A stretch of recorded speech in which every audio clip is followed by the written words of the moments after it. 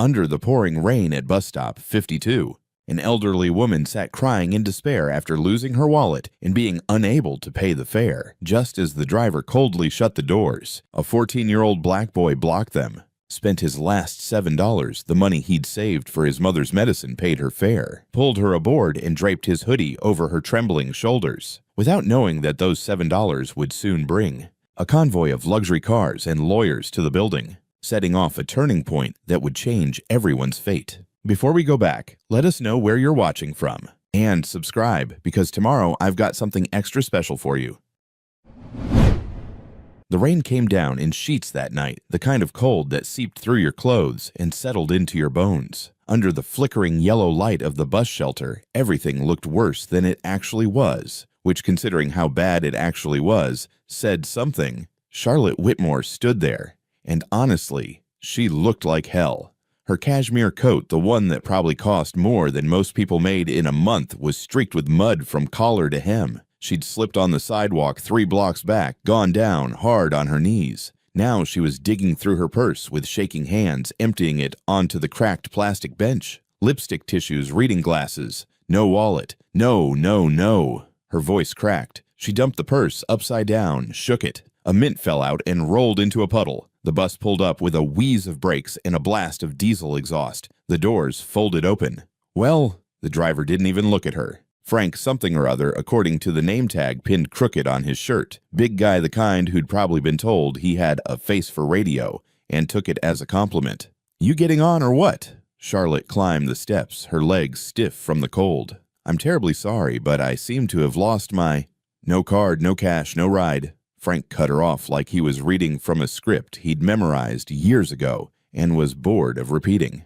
"Them's the rules, lady. Please, I just need to get to—" "Rules are rules." He reached for the door lever. Charlotte's face went pale. She looked back at the empty street, the rain coming down harder now, the kind of night where you could disappear and no one would find you until morning. Her hand went to her throat, fingers pressing against the hollow there, like she couldn't quite catch her breath.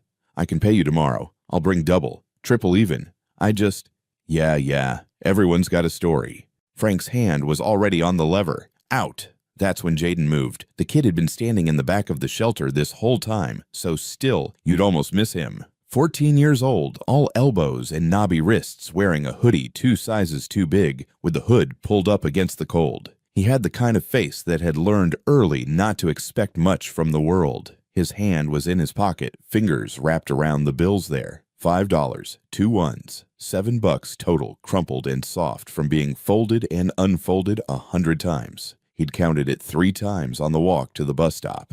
$7. Exactly enough for the bus fare and the painkillers his mom needed. The generic kind from the pharmacy on 5th, the ones that came in the white bottle with the label half peeled off. She'd been moving slow all week, wincing every time she bent down to scrub someone else's floor, but she kept saying she was fine. She always said she was fine. The bus doors started to close. Jaden's worn-out sneaker, the left one with the sole coming loose, shot out and wedged into the gap. The rubber squealed. The doors bounced back open. He didn't say anything, just walked up those steps, pulled the crumpled bills from his pocket, and fed them into the fare machine one at a time. The machine beeped with each bill counting up. "The hell you doing, kid?" Frank twisted in his seat, his belly pressing against the steering wheel. Jaden smoothed out the last dollar on his thigh before pushing it in. The machine beeped a final time. $7. Paid for 2. Enough for both of us. Jaden's voice was flat matter-of-fact. He stepped aside and gestured toward the seats. "Let her on." Frank's face went red, then redder. "You think you're some kind of hero or something?" "I think the fare's paid." Jaden met his eyes and didn't blink. "So open the door." For a long moment, nobody moved. The bus engine idled. Rain drummed on the roof. Charlotte stood there on the steps, one hand gripping the rail, looking between the boy and the driver like she'd stumbled into a play and didn't know her lines. Frank made a disgusted sound in the back of his throat. "Fine. Whatever. Just sit down and shut up." The doors closed behind them with a hiss. Inside, the bus smelled like wet clothes and old French fries and something sour that might have been spilled beer from 3 days ago. The fluorescent lights buzzed overhead, casting everything in that greenish tint that made everyone look slightly sick. About half the seats were occupied. A woman with grocery bags piled on the seat next to her, two teenage girls sharing earbuds, an old man in a security guard uniform sleeping with his head against the window. Jaden moved toward the back without looking at anyone. His footsteps squeaked on the rubber floor mat. "Wait!" Charlotte's voice stopped him. "Young man, Don't worry about it." He didn't turn around. "But I must repay you. If you could just give me your address or a phone number, I said don't worry about it." This time he did glance back, and something in his expression made her mouth close. Not hostile exactly, just done. Like he'd learned a long time ago that promises from strangers didn't mean much. He dropped into the last seat, the one in the corner where the heater vent was broken and cold air leaked in through the seal around the emergency exit, pulled his hood up, stared out the window at nothing.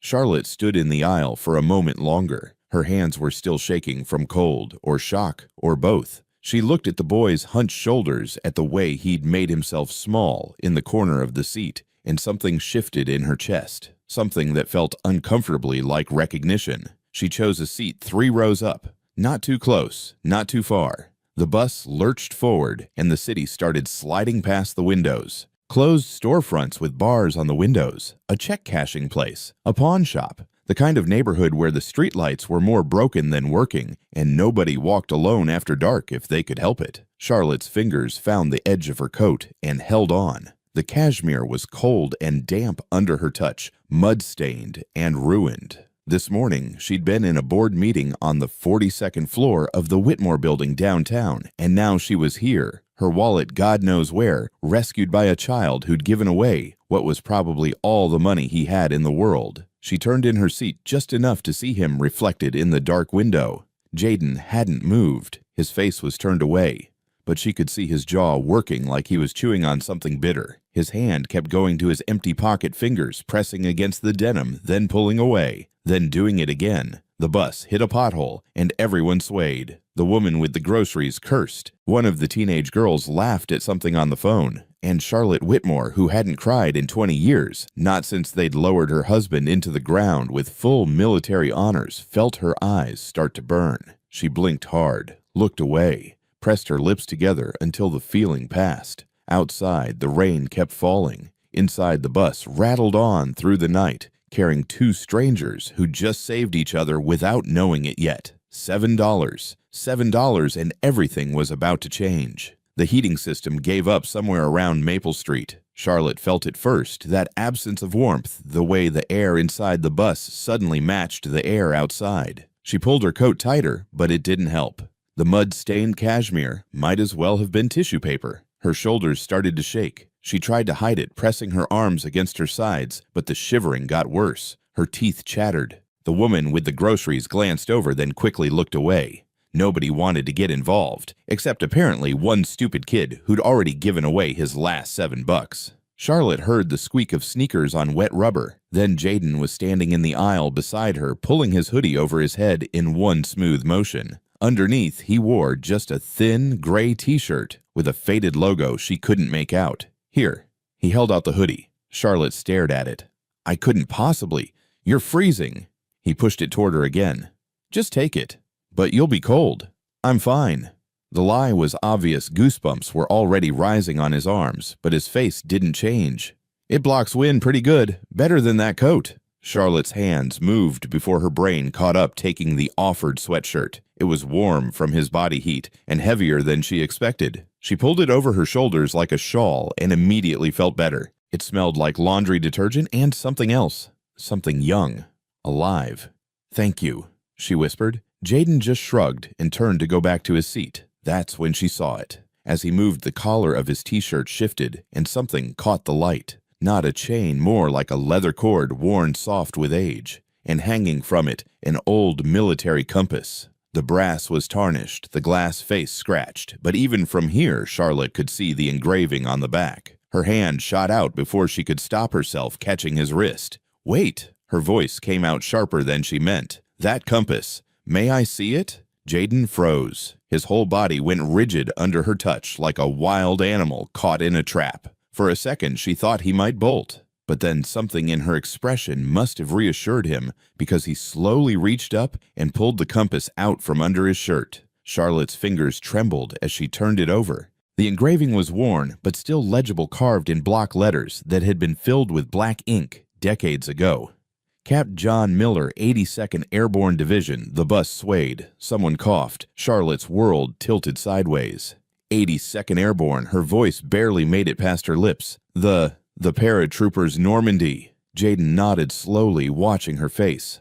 My grandfather. He's gone now. Died when I was 8. What was his name? Charlotte's pulse hammered in her ears. John Miller. Captain John Miller. Jaden touched the compass with something close to reverence. He said this compass always pointed him home. Even when he was lost in France behind enemy lines, it brought him back. The boy's jaw tightened. Guess it works for me too. Reminds me where I come from. Charlotte sat back like she'd been shoved. Her hand went to her mouth. Ma'am, you okay? Jaden leaned forward, concerned now. She wasn't okay. She was 68 years old and sitting on a broken-down bus, and the past had just reached across 50 years to tap her on the shoulder. I knew someone, she managed, in that division. My husband Thomas. He served in the 82nd.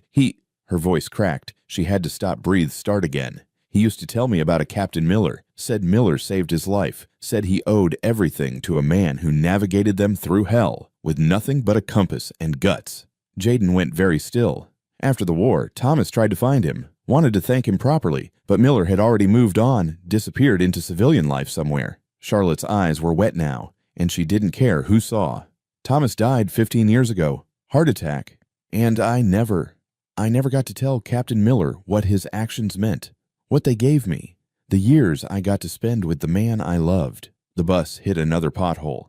Neither of them noticed. My grandpa never talked about the war much, Jaden said quietly, but sometimes late at night I'd catch him looking at this compass, just staring at it, and just once, he told me.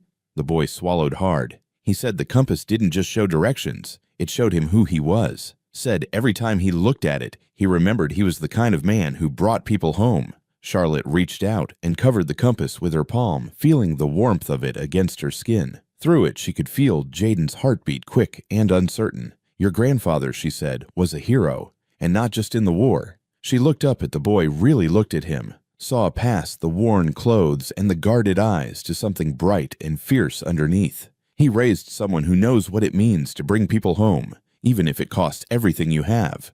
Jaden's face did something complicated. For just a second, the mask slipped, and she saw the kid underneath. Scared, tired, trying so damn hard to be strong. Then he pulled back, tucking the compass under his shirt. $7 isn't everything, he muttered. Isn't it? Charlotte kept her eyes on him. What were you going to buy with that money? His jaw worked. He looked away out the window at the passing streets. Doesn't matter now. It matters to me. Pain meds. The words came out flat. For my mom. Her back's been bad all week. She works 3 cleaning jobs, and last Tuesday she fell off a stepladder at one of them. Been moving slow ever since, but we can't afford the doctor, so... He shrugged like it was nothing. Like watching your mother suffer was just another Tuesday. Charlotte felt something crack open in her chest. And you gave it away, she said softly. For a stranger. You needed it more. Jaden finally looked at her again. Besides, Grandpa used to say the compass points home. Maybe it pointed me to the right thing tonight. The bus squealed to a stop. The doors opened with a hiss. 2 more passengers got on, shaking rain from their jackets. Charlotte pulled the hoodie tighter around her shoulders and made a decision. Several decisions, actually. But they'd have to wait. First, she needed to meet the woman who'd raised this boy. The woman who worked 3 jobs and fell off ladders and still somehow produced a kid who'd give his last $7 to a stranger in the rain. What's your name? She asked. Jaden. He hesitated. Jaden Miller. Jaden. She tested it, liked it. I'm Charlotte, and I promise you, Jaden Miller, grandson of Captain John Miller, I promise you that $7 is going to change your life. He gave her a look that said he'd heard promises before and knew what they were worth. Charlotte didn't blame him, but she'd show him. God help her, she'd show him. The rain got worse. Of course it did. By the time Jaden's stop came up, the streets were rivers, and the wind was doing its best to turn umbrellas inside out. Charlotte watched him stand, pull his hood up. Except he didn't have his hood anymore, did he? He had a thin t-shirt that was going to be soaked through in about 30 seconds. She stood too. Ma'am, Jaden turned surprised. You can't honestly expect me to get off at some random stop in this weather. Charlotte gestured at the downpour outside. "I don't even know where I am." That was mostly true. She knew the general area, the industrial district on the east side, where the Whitmore Corporation owned about 40% of the property. But the specific streets, in the dark, in this rain, she'd be lost in minutes. "There's another bus in an hour." I checked the schedule. She hadn't, but she could see the way he was shivering already. "Besides, you have my hoodie. I'll need to get it back." It was a weak excuse, and they both knew it. But Jaden looked at the rain, looked at her mud-stained coat and her age, and something in his face softened. "Okay," he said, "but just until the rain stops." They stepped off the bus into a wall of water. Charlotte's shoes, Italian leather, custom-made, filled immediately. She gasped at the cold. Jaden grabbed her elbow without asking, steadying her as they hurried down the broken sidewalk toward a building that looked like it had given up on life sometime in the previous century. The apartment complex rose 5 stories, its brick facade stained with water damage and old graffiti someone had half-heartedly painted over. Half the windows were boarded up, the other half had bars. A shopping cart lay on its side in the parking lot, one wheel spinning slowly in the wind.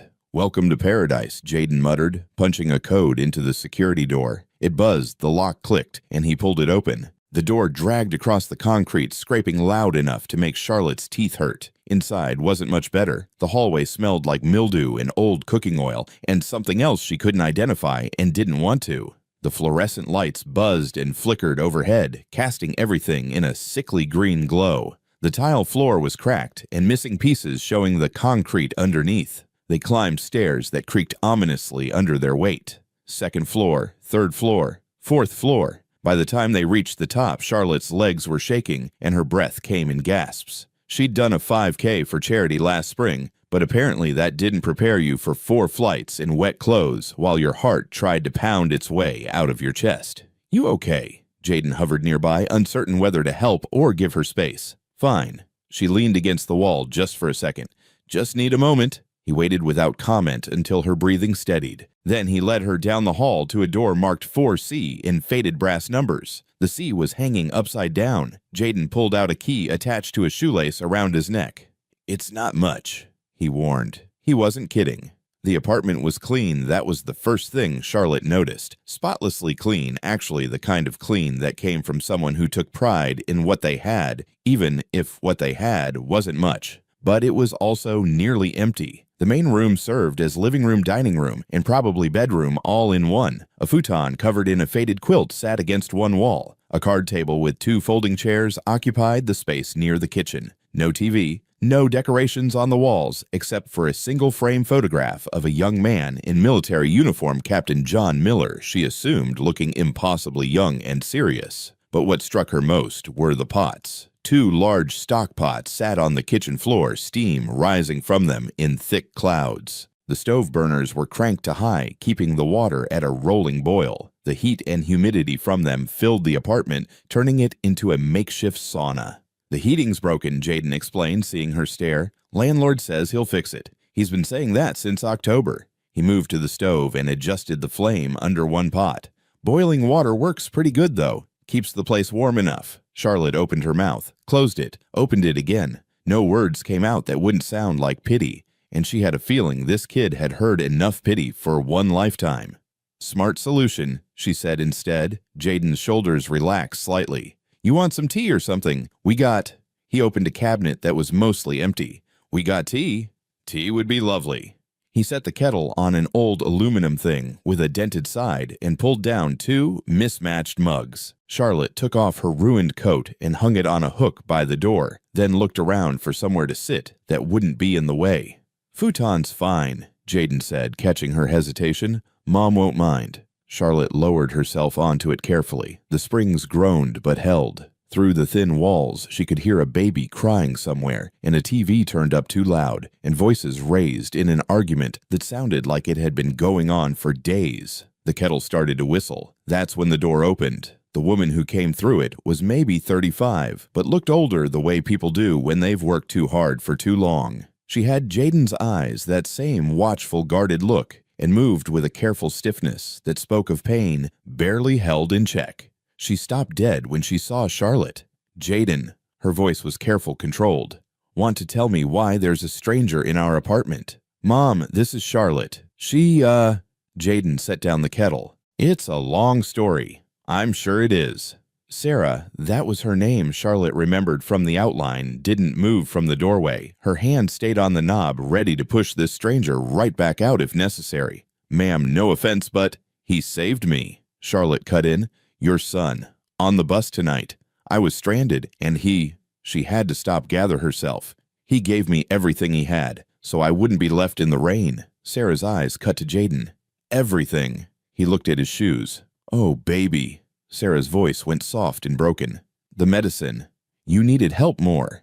Jaden's jaw set in that stubborn line Charlotte was beginning to recognize. I made a choice. A choice that leaves me without. Sarah stopped herself, pressed a hand to her lower back, and carefully closed the door. When she looked at Charlotte again, there was steel under the exhaustion. I appreciate what you said about my son, ma'am, but we don't take charity. So if you're here to... I'm here because it's pouring rain and I'm 68 years old and lost. Charlotte met her eyes steadily. Your son offered shelter until the storm passes. That's all. No charity involved. It wasn't quite the truth, but it was close enough. Sarah studied her for a long moment. Then her shoulders dropped half an inch.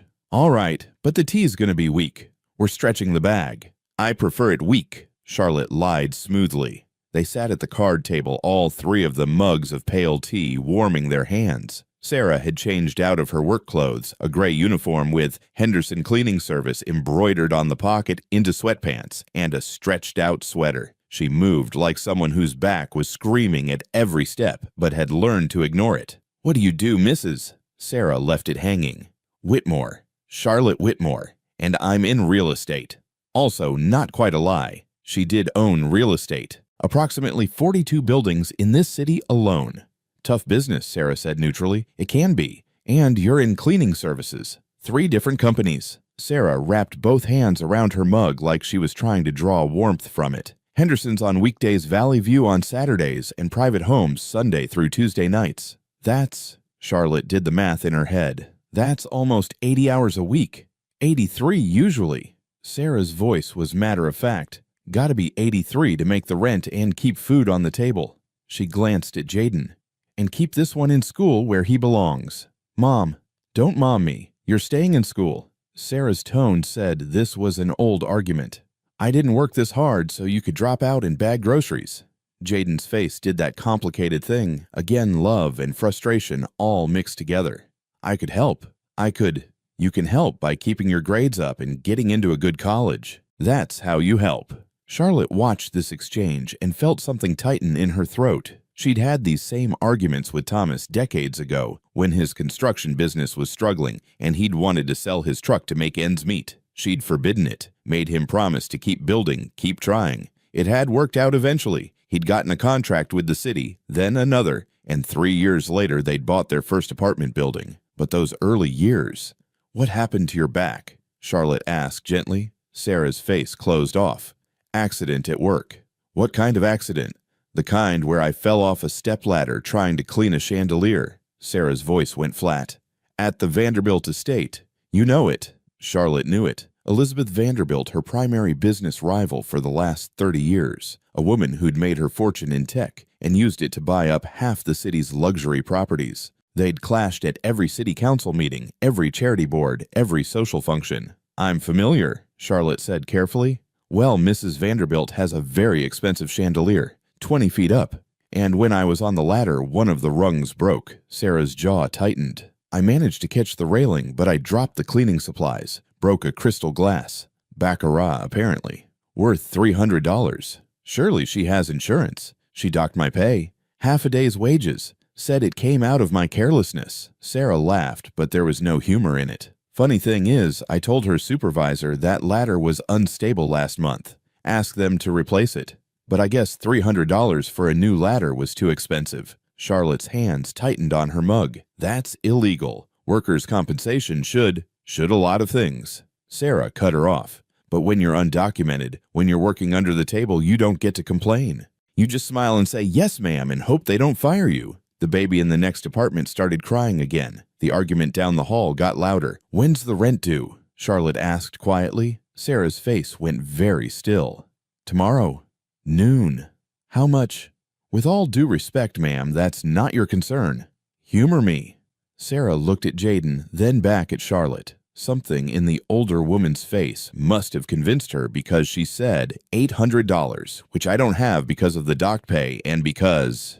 She gestured vaguely at the universe. Because life. Your landlord, Charlotte said. What's his name? Kowalski. Victor Kowalski. And before you ask, yeah, he's exactly as charming as he sounds. As if summoned by his name, someone started pounding on the door. Not knocking, pounding. The kind of sound that said authority and threat, and don't even think about ignoring me. Sarah's face went gray. The pounding came again harder this time. 3 heavy blows that made the door shudder in its frame. I know you're in there, Sarah. The voice was thick, rough, like gravel being dragged across concrete. Open up. Sarah stood slowly, her hand pressed against her lower back. Stay here, she told Jaden. Mom, stay. Here.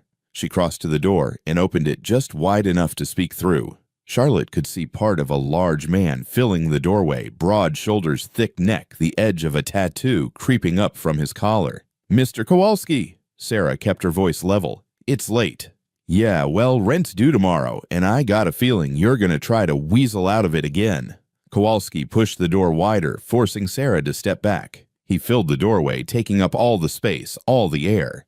So, I'm here to make sure we understand each other. He was maybe 50, with a shaved head that showed more scars than skin, and arms like tree trunks covered in faded ink. A stained white t-shirt stretched across his gut. He smelled like cigarettes and cheap cologne. His eyes swept the apartment, landing on Jaden, then Charlotte. Well, well, got company moving up in the world, Sarah. His smile showed yellow teeth.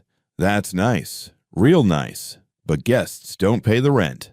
I'll have your money tomorrow. Sarah's voice stayed steady, but Charlotte could see her hands trembling. You said that last month, and the month before. Kowalski pulled a cigarette from behind his ear, lit it right there in the doorway. Blew smoke into the apartment. I'm a patient man, Sarah, real patient, but my patience has limits. I said I'll have it. How? He laughed a wet, phlegmy sound. You gonna pull $800 out of your ass. You got 3 jobs, and you still can't make the rent on time. Face it, sweetheart, you're done here. Jaden stood up. Don't talk to her like that. Kowalski's attention swung to him like a searchlight. What did you say, boy? Jaden, sit down. Sarah's voice cracked, but Jaden didn't sit. He stood there, all 6 feet of 14-year-old fury hands clenched at his sides. I said don't talk to her like that. Or what? Kowalski took a step into the apartment, then another. He was at least 6'2" and probably 250, all of it mean. You gonna do something about it, Junior? That what you think? Mr. Kowalski, please. Sarah moved between them. Please, what? Please be nice. Please give you more time. Kowalski's face twisted. You know what your problem is, Sarah. You're soft. You and this kid, both of you. Too soft for this world. He reached into a garbage bag he'd brought with him. Charlotte hadn't noticed it before and pulled out a handful of trash. Rotting food, wet newspapers, something that might have been a diaper. He threw it onto the floor of the apartment. That's from 3B. They moved out last week, left their garbage. Figured you could have it since you're going to be joining them soon. Get out. Sarah's voice shook now. Get out of my home. Your home, Kowalski laughed again. It's my home, Sarah. I own it. You just live here. And in... He made a show of checking his watch. In about 16 hours, you don't even do that anymore.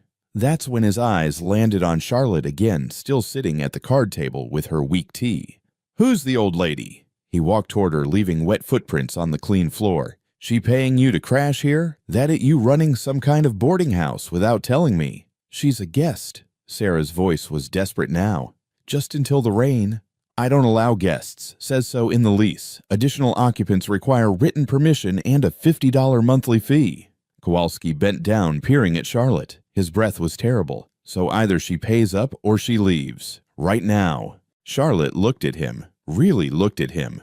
At the stained shirt and the cigarette and the casual cruelty in his eyes. She'd met men like this before. Men who had a little bit of power and used it to make themselves feel big by making others feel small. I think, she said quietly, that you should leave. Kowalski blinked. Then he started laughing. You think. He turned to Sarah. Where'd you find this one, the nursing home? I'm serious, Charlotte continued in that same quiet voice. You should leave this apartment. Leave this building, actually. While you still can. Something in her tone made him stop laughing. He straightened up, looking at her more carefully now. That a threat, Grandma? An observation.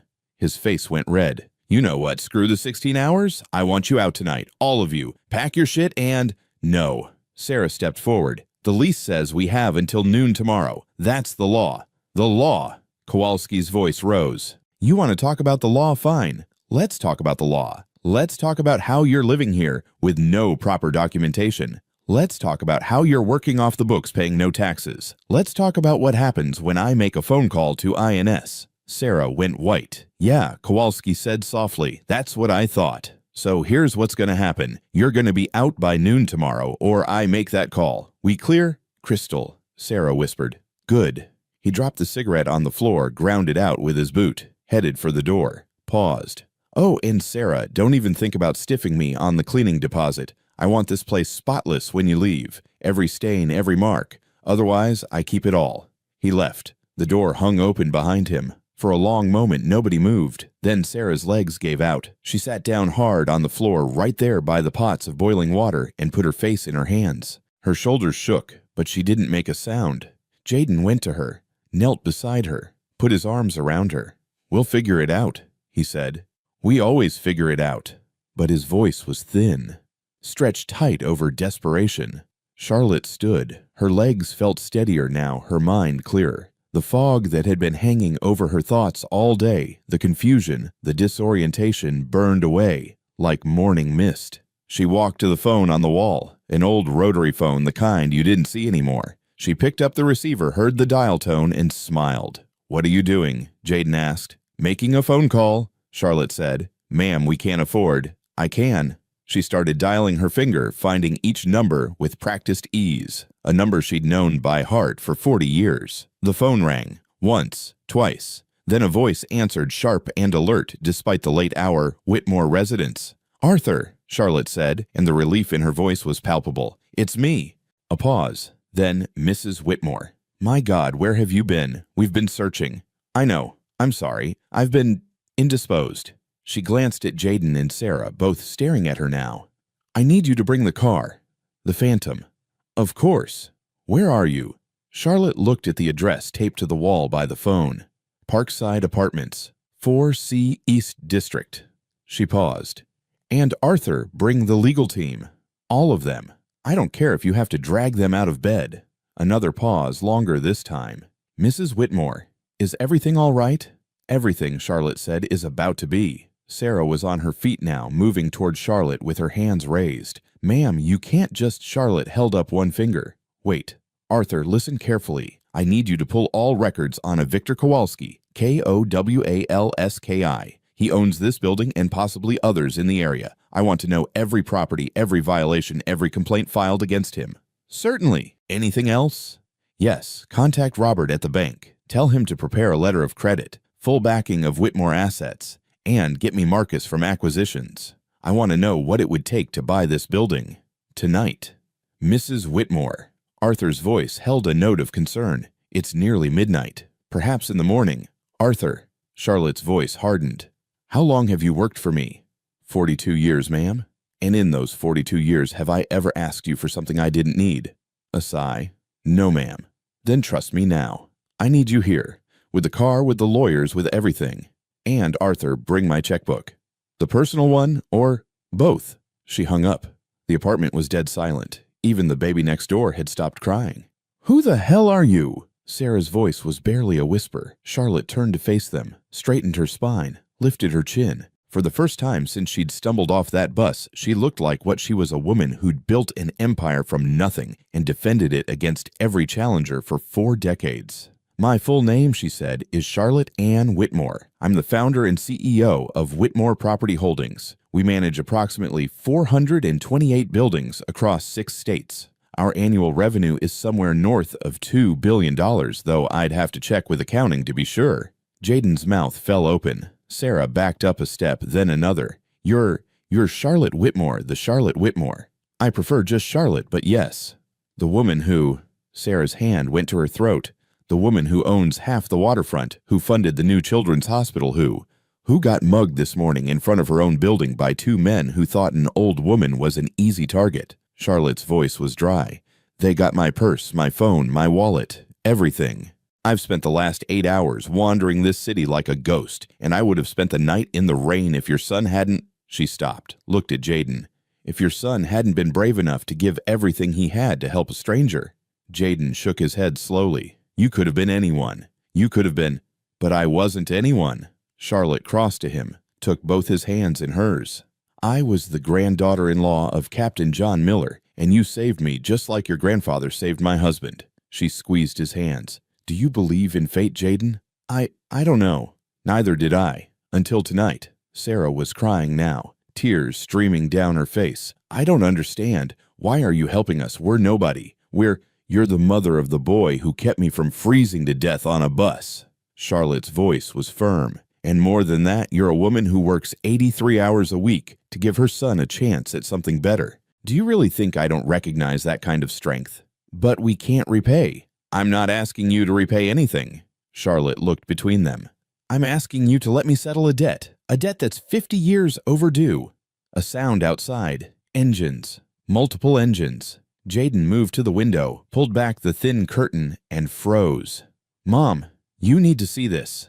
Sarah joined him. Charlotte already knew what they'd see, but she looked anyway. 3 black Cadillac Escalades lined the street hazard lights, blinking in the rain. And between them, gleaming like a silver ghost, sat a Rolls-Royce Phantom. Even from 4 stories up, even through the rain, it was unmistakably the most expensive thing most people in this neighborhood had ever seen. Doors opened. Men in dark suits emerged, holding umbrellas, moving with military precision. And from the Phantom, an elderly man in a perfectly tailored vest stepped out. Arthur. He looked up at the building, spotted Charlotte in the window, and bowed his head slightly. Holy shit, Jaden breathed. Language, Sarah said automatically, then, but yeah. Holy shit. Charlotte smoothed down her borrowed hoodie. I should go meet them. Would you? She hesitated. Would you come with me? Both of you. Dressed like this? Sarah gestured at her sweatpants. Dressed exactly like that. Charlotte's smile was fierce, now predatory. I want Kowalski to see you standing next to me when I take everything he has. They took the stairs down. Charlotte's legs were steadier now, powered by adrenaline and righteous anger. By the time they reached the ground floor, a crowd had gathered, residents peeking outdoors, faces pressed against windows, everyone wanting to see what the commotion was about. Arthur met them at the entrance, 2 vases holding an umbrella over his head. Up close, he was exactly what a proper English butler should be, ramrod straight, silver-haired, with eyes that missed nothing. Mrs. Whitmore. He looked her up and down, taking in the muddy coat, the oversized hoodie, the ruined shoes. His expression didn't change, but something in his eyes softened. I'm glad to see you're safe. I'm glad to be safe, Arthur. She touched his arm briefly. Thank you for coming. Of course, ma'am. He produced a phone from his pocket. The team is standing by. Mr. Chen from Legal, Miss Rodriguez from Acquisitions, and Mr. Baxter from Accounting. They're prepared to work through the night if necessary. It will be necessary. Charlotte turned to Sarah and Jaden, who stood slightly behind her, looking shell-shocked. Arthur, this is Sarah Miller and her son Jaden. They've been my hosts this evening. Arthur's eyebrows rose a fraction of an inch for him, a show of extreme surprise, but he recovered instantly. A pleasure to meet you both. He bowed slightly at the waist. Any friend of Mrs. Whitmore's is, of course, a friend of the Whitmore household. Arthur is my— well, I suppose assistant doesn't quite cover it. Charlotte smiled. He's been running my life since before either of you were born. Someone has to, ma'am. Arthur's tone was perfectly dry. Left to your own devices, you'd work yourself to death and forget to eat lunch. Despite everything, Charlotte laughed. Probably true. A door slammed above them. Heavy footsteps on the stairs. That'll be Kowalski, Sarah murmured. Good. Charlotte's smile turned sharp. I've been wanting to meet him properly. The landlord appeared on the second-floor landing, his face red and furious. What the hell is going on down here? You think you can just— He stopped dead when he saw the cars. The men in suits. Arthur in his 3-piece vest. His eyes swung to Charlotte, still wearing Jaden's hoodie and her muddy coat. For a moment, confusion crossed his face, then recognition slow and dawning. Oh shit, he said. Indeed, Charlotte replied. Mr. Kowalski, I presume we need to talk. About this building, about your tenants. and about what's going to happen next. She started walking toward him, Arthur one step behind Sarah and Jaden flanking her sides. And Victor Kowalski, who'd spent years making people feel small, took a step backward. Kowalski recovered fast. Charlotte had to give him that much. "Listen, lady, I don't care who you think you are." He started down the stairs, each step heavy with false confidence. "You can't just roll up here with your fancy cars and—" "Arthur!" Charlotte didn't raise her voice. Didn't need to. Arthur pulled a tablet from inside his jacket, tapped it twice, and turned it to face Kowalski. "Victor Kowalski, age 53, owner of Parkside Apartments and 6 other properties in the East District, all purchased through questionable loans from Meridian Capital between 2018 and 2022. Currently in violation of," he scrolled, "47 housing code violations across your properties: unlicensed electrical work, unpermitted construction, failure to maintain essential services, heating specifically." He looked up. "Shall I continue?" Kowalski's face went from red to purple. "You can't just, that's private information." "It's public record, actually." Arthur's tone was almost bored. "It took my team approximately 45 minutes to compile. Your building inspector is remarkably thorough in his reports. Shame you've been ignoring them." More doors were opening now. Mrs. Chen from 2A, who Charlotte had heard through the walls earlier, the young couple from 3C with the baby, an elderly man with a walker from the first floor. They gathered in doorways on the stairs watching. "You got no right," Kowalski started. "I have every right." Charlotte stepped forward, and something in her movement made him shut up. "I have the right of someone who understands what power actually means, and what it doesn't mean." She turned to face the growing crowd of residents, saw their faces tired, wary, afraid to hope for anything better. "How many of you," she asked clearly, "have complained about broken heating?" Slowly hands went up. 5, 10, 15.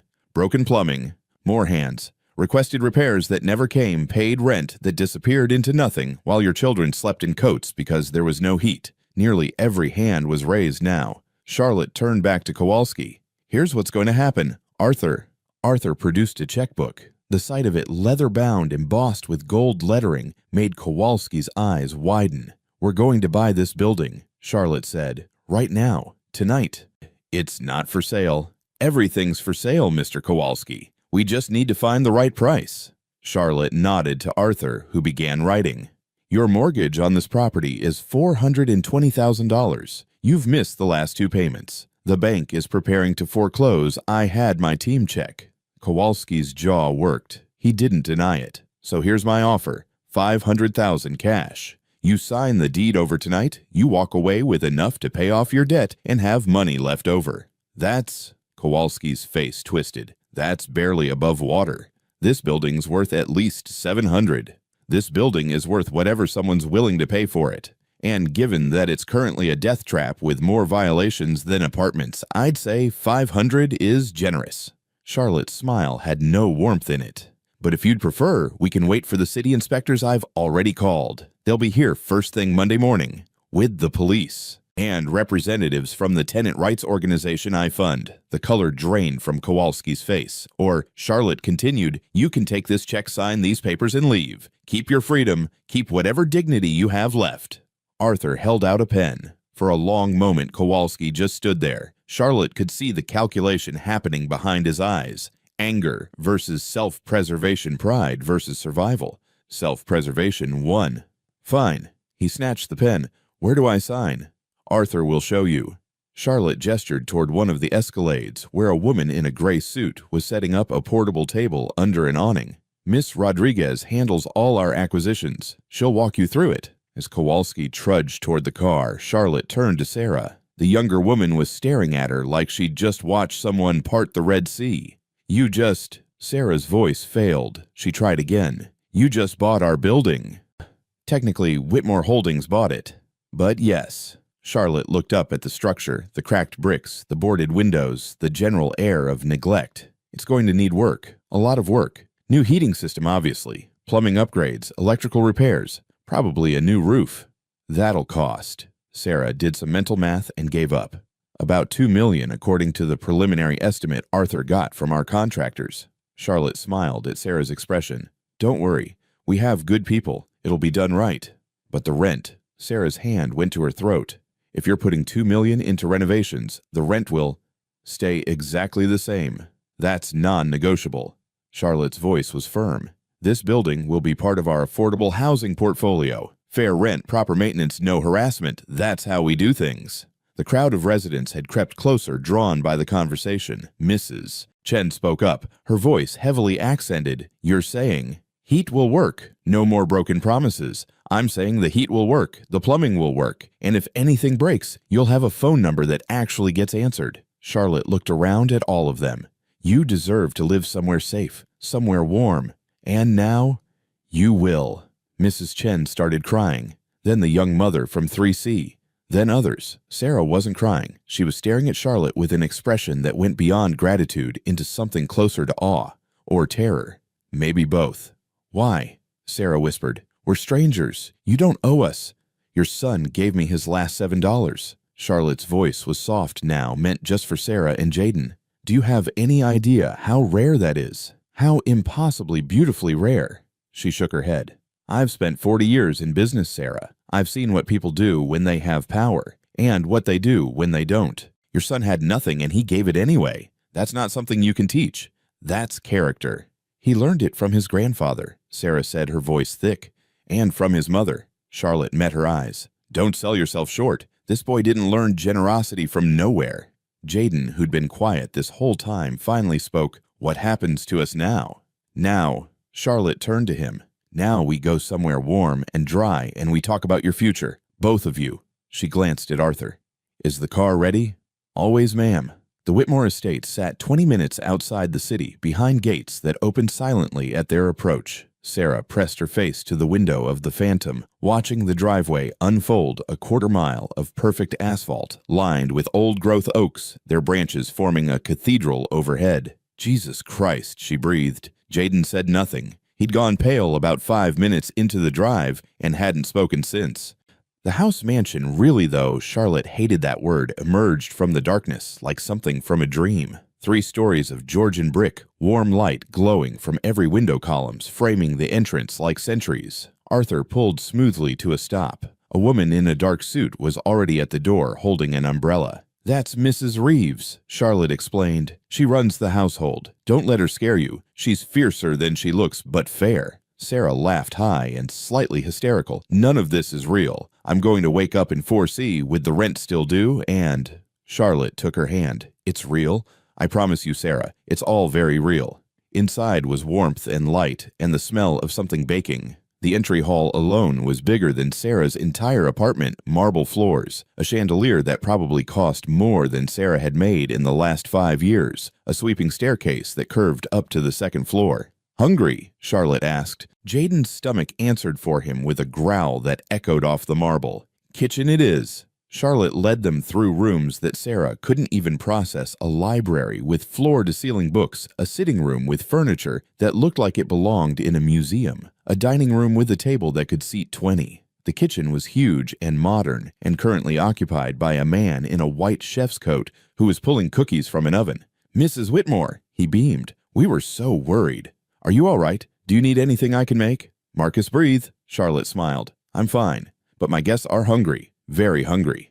Say no more. Marcus was already moving, pulling things from the refrigerator. Steaks, I have beautiful ribeyes. Or, if you prefer, there's salmon, or I could do pasta, or...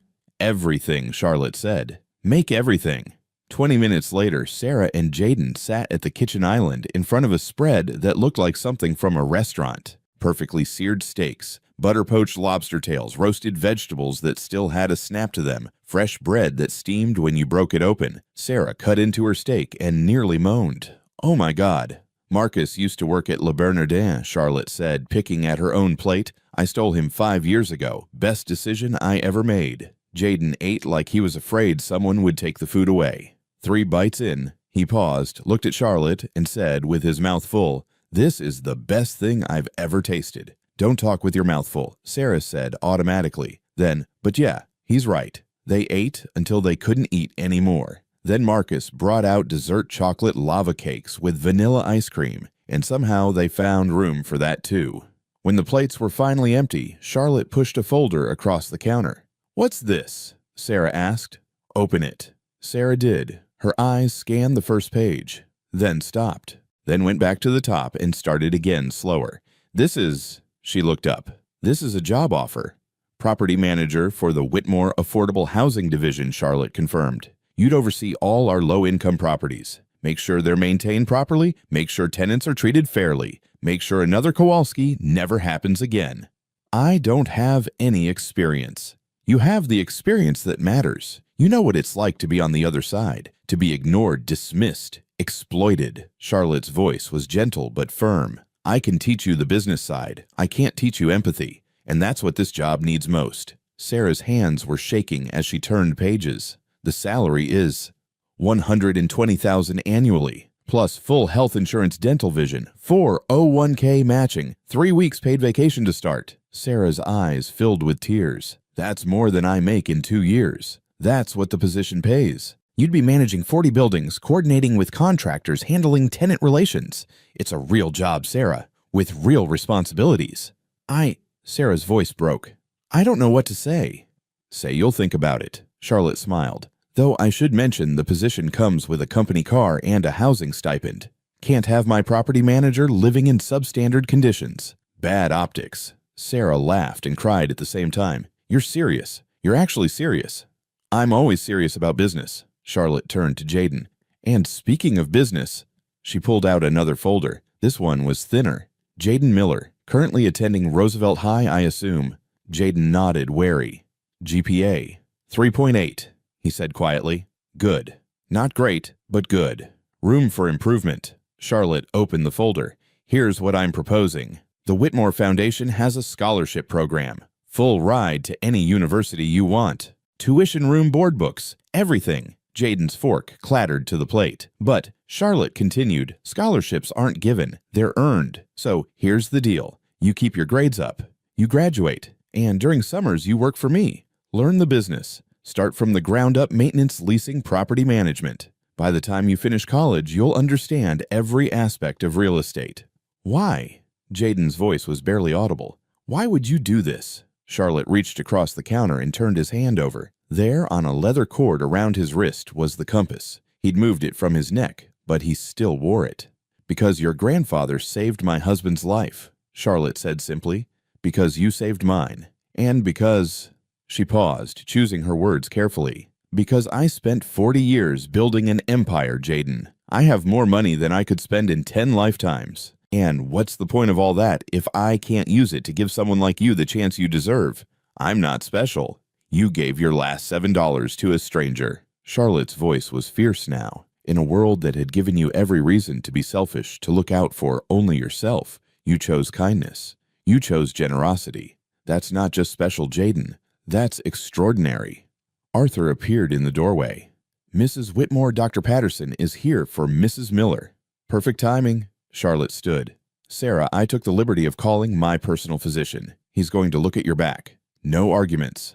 I can't afford. Neither can I. That's why I'm paying. Charlotte's tone allowed no discussion. Arthur will show you to the examination room we set up in the East Wing. As Sarah was led away, still protesting weakly, Charlotte turned back to Jaden. Come with me. There's something I want to show you. She led him through the house to a room that was clearly a study. Dark wood paneling, leather chairs, a fireplace with a fire already burning, and on the mantel in a glass case a medal, the Medal of Honor. That was my husband's, Charlotte said softly.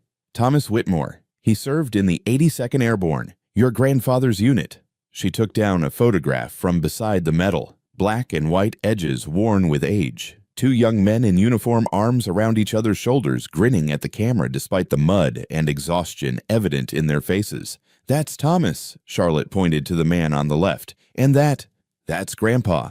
Jaden's voice was thick. I've never seen this picture. June 1944, 2 days after D-Day. Charlotte's fingers traced the edge of the frame. They were lost behind enemy lines, separated from their unit. Thomas was wounded shrapnel in his leg. Couldn't walk. Your grandfather carried him. She pulled out another photo. This one showed a man, the same man from the first photo, but older, now lying on a stretcher. Standing beside him holding a compass was a younger version of Jaden's grandfather. 15 miles, Charlotte continued, through German-occupied territory, at night, using only that compass to navigate, And when they finally made it back to Allied lines, Thomas was delirious with fever, kept saying, "Miller saved me. Miller brought me home." She looked at Jaden. "That man, your grandfather, gave me 43 years with the love of my life. We built this company together. We raised 2 daughters. We had grandchildren. We had a life." Tears rolled down Jaden's cheeks now, but he didn't try to hide them. "Thomas spent 30 years trying to find your grandfather. Wanted to thank him. Wanted to—" Charlotte's voice wavered. "Wanted to tell him what his courage had meant. But by the time he finally tracked down John Miller, your grandfather had already passed." "I didn't know," Jaden whispered. "He never talked about the war. I knew he served, but he never—" "Brave men rarely do." Charlotte set the photo down carefully. "But they pass on their courage in other ways, in the values they teach, in the examples they set." She met Jaden's eyes. "Your grandfather carried my husband home, Jaden, and tonight you carried me home. That's not coincidence. That's legacy." Winter came again, but this time Sarah Miller stood at the window of her new office and watched the snow fall without fear. The office was modest by Whitmore standards, 10th floor of the property management building, big enough for a proper desk and a meeting table, with windows that looked out over the East District, her district now. On the wall behind her desk hung a photograph. The Parkside Apartments transformed. New brick facade, new windows, a small playground in front where there used to be cracked asphalt. People actually sat on the benches now. Kids played without their parents, hovering nervously. It had taken 11 months and just over $2.3 million, but it was done. And it was beautiful. "Mom." Sarah turned. Jaden stood in the doorway and she almost didn't recognize him. Tall, when had he gotten so tall? The private school uniform fit him properly now, tailored to his growing frame. His hair was cut neatly. He carried a leather messenger bag that Charlotte had given him on his first day at Whitmore Academy, but it was his face that had changed most. The wariness was gone. The fear. He looked like a kid who expected good things to happen, who believed in his own future. "Hey, baby," Sarah smiled. "School good. Calculus test tomorrow. Came to use your office to study." He gestured at the conference table. "If that's okay." "Of course." Sarah glanced at her watch. "I've got a site visit at Riverside Towers in an hour. Problem with the boiler. Should be back by 4. I'll be here." He set up his books, and Sarah went back to her computer. This was their routine now. Jaden would come to her office after school, do homework while she finished her work, and then they'd drive home together, to their actual home. The 3-bedroom house in a real neighborhood with good schools and sidewalks where people walked their dogs. Sarah still couldn't quite believe it was real. Her phone rang. The office line. "Sarah Miller, Property Management." "Sarah, it's Charlotte. Got a minute?" "Always." Sarah waved at Jaden to indicate she'd be a while, and he nodded, already absorbed in his textbook. "I'm looking at the quarterly reports." Charlotte's voice came through clear and warm. "Parkside's occupancy is at 98%. Tenant satisfaction scores are the highest in our entire portfolio, and you're under budget on maintenance costs. Well, when things actually get fixed the first time, don't be modest. You're doing excellent work." A pause. "How's Jaden?"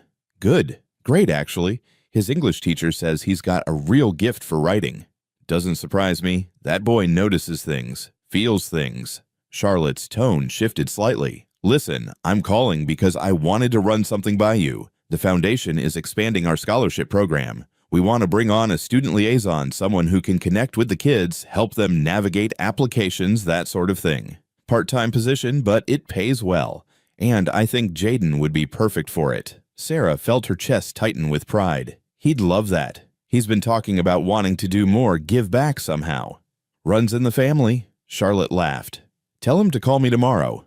We'll work out the details."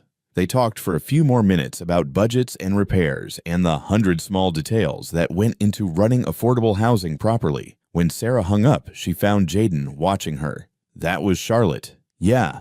She wants to talk to you about a job with the foundation." Jaden's eyes lit up. "Really? Really?" Sarah stood cross to him and kissed the top of his head. "I'm proud of you. You know that." "Mom." He squirmed, but he was smiling. "I mean it. You could have been bitter about how we grew up, about everything we didn't have. But instead," she gestured at his books, at his uniform, at the world of opportunity that had opened up in front of him. "Instead, you turned into this." "I learned from the best." Jaden pulled something from his pocket. A small frame about the size of a playing card. Inside, pressed between two pieces of glass, were 3 bills. A 5, 2 ones, $7. I keep this in my locker at school, Jaden said quietly. When things get hard, or when someone's being a jerk, or when I forget why I'm working so hard, he ran his thumb over the frame. I look at this, and I remember. Sarah's eyes burned. Remember what?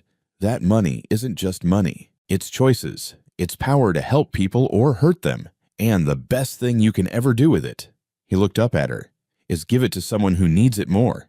Before Sarah could respond, there was a knock on the door. Arthur stood there impeccable as always in his 3-piece suit. Pardon the interruption, he said, but Mrs. Whitmore asked me to deliver this. He held out a small envelope. Sarah took it confused. Inside was a card with Charlotte's handwriting. Jaden, I'm outside. We're going on a field trip. Bring your compass. See, Jaden and Sarah exchanged glances. What's this about? Sarah asked Arthur. I'm afraid I'm not at liberty to say ma'am, but his eyes twinkled. Though I would suggest Jaden bring a warm coat. 10 minutes later, Jaden emerged from the building to find the Phantom idling at the curb. Charlotte sat in the back, bundled in a wool coat, smiling through the window. Get in, she called. We have a stop to make.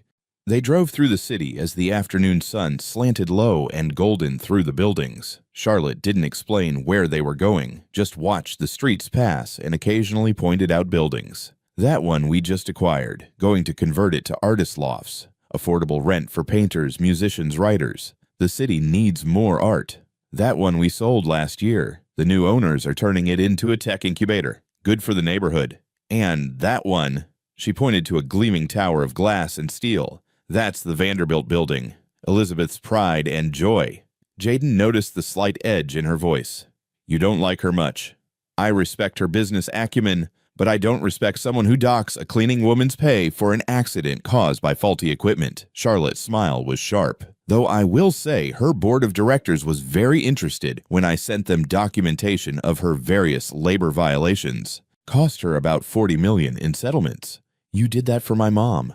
I did that for all the mothers working for people like Elizabeth. Charlotte's voice was firm. Power without accountability is just tyranny. Someone has to keep the powerful honest. They pulled up outside a cemetery. Old stone walls, iron gates, rows of headstones stretching back into history. Come on, Charlotte said. They walked through the grounds past graves marking lives from every era. Revolutionary War soldiers, Civil War veterans, immigrants who'd come seeking better lives, all of them rich and poor, reduced to the same thing, a name carved in stone and the hope that someone would remember. Charlotte stopped at a plot beneath an old oak tree. 2 headstones side by side. Thomas Robert Whitmore, 1923 to 2009. Beloved husband, father patriot, and beside it, Charlotte Ann Whitmore, 1957. Reserved my spot already, Charlotte said dryly. Seemed practical. Jaden stood looking at the dates. He died in 2009. You've been alone since then.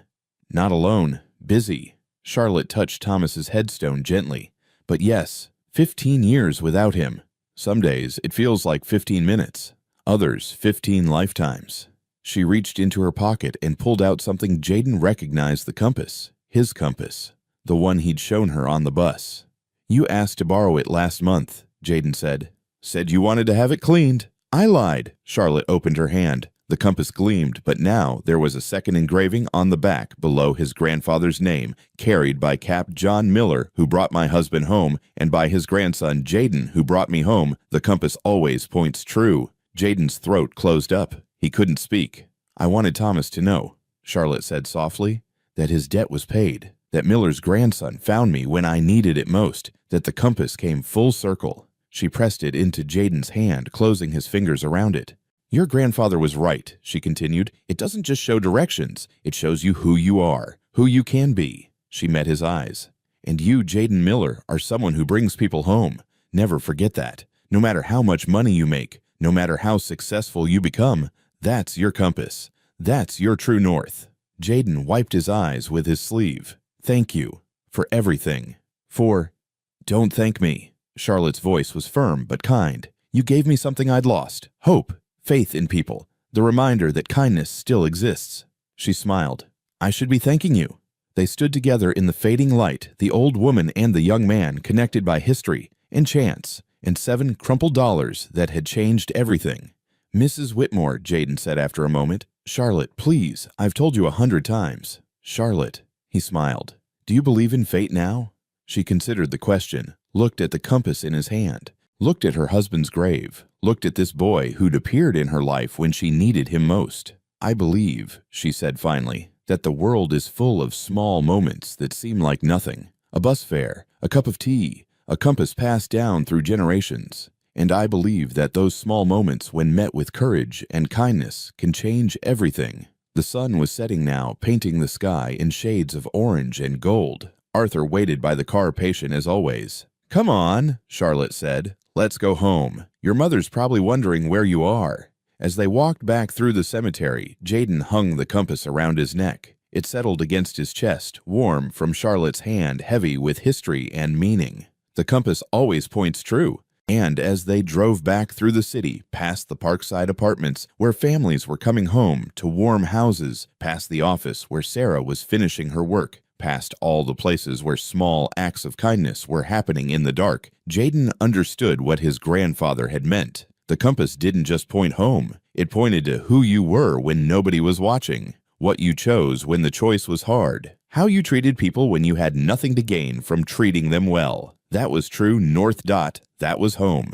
5 years later, Jaden Miller graduated from Columbia University with degrees in business and urban planning. He gave the valedictorian speech, though he almost didn't. He had to be convinced by his mother, his professors, and one very insistent 73-year-old woman who refused to take no for an answer. In his speech, he talked about $7, about a rainy night, and a choice that seemed small, but turned out to be everything. About the compass his grandfather carried through war, and the one everyone carries inside themselves. Charlotte sat in the front row, crying openly for the second time in her life. After the ceremony, as graduates celebrated and took pictures and prepared to step out into their futures, Jaden found Charlotte standing by herself, looking at the campus. "Thank you for coming," he said. "Wouldn't have missed it for the world." She smiled at him. "Your grandfather would be proud. Your mother is proud. I'm proud." "I got a job offer," Jaden said. "Good one. Investment firm in Manhattan. Starting salary is $200,000. Charlotte's eyebrows rose. "Impressive." "I turned it down."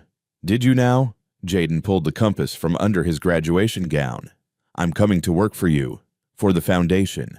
I want to do what you do, make sure people have warm homes and fair rent, and someone who gives a damn about their lives." He met her eyes. "I want to bring people home." Charlotte was crying again, but she was also smiling. "You sure that investment firm could—" "I'm sure." Jaden's voice was steady. "Money is just money, Charlotte. You taught me that. It's what you do with it that matters." She reached out and squeezed his hand. "Then welcome aboard, Mr. Miller. Though I should warn you, I'm a demanding boss." "I've heard." He grinned. "Something about being fierce but fair." "Damn right." They walked together across the campus, teacher and student past and future, two people connected by $7 and a debt that could never really be repaid because kindness doesn't work that way. Behind them, Sarah took a picture. It would hang in her office for the next 30 years. Her son and the woman who'd given them everything walking side by side into the future. And around Jaden's neck, the compass caught the afternoon sun and gleamed. The compass always points true, always. Join us to share meaningful stories by hitting the like and subscribe buttons. Don't forget to turn on the notification bell to start your day with profound lessons and heartfelt empathy.